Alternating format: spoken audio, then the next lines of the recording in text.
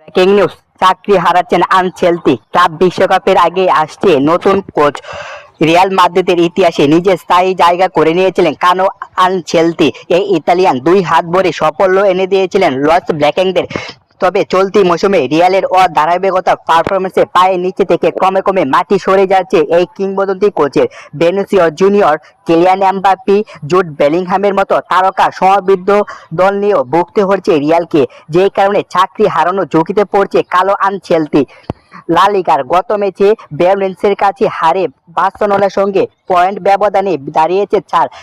এরপর চ্যাম্পিয়ন লিগের কোয়ার্টার ফাইনালে প্রথম লিগে আর্সেনালের মাঠে গিয়ে 3-0 ব্যবধানে বিধ্বস্ত হয়েছে রিয়াল মাদ্রিদ। অর্থাৎ এই দুই প্রতিযোগিতায় রিয়ালের শিরোপা ধরে রাখার সম্ভাবনা খুবই ক্ষীণতা।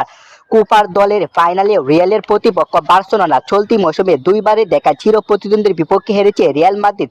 দুই ম্যাচে 9 গোল হজম করে বিপরীতে গোল করেছে মোটে 2টি। তাই কুপা দলের ফাইনালে নিয়ে খুব বেশি আশাবাদী নয় সমর্থকরা। খেলাধুলা টুকরো খবর পেতে এনসাইক্লোপিডিয়া স্পোর্টস নিউজটাকে সাবস্ক্রাইব করে আমাদের পাশে থাকুন। ধন্যবাদ এভরিওয়ান।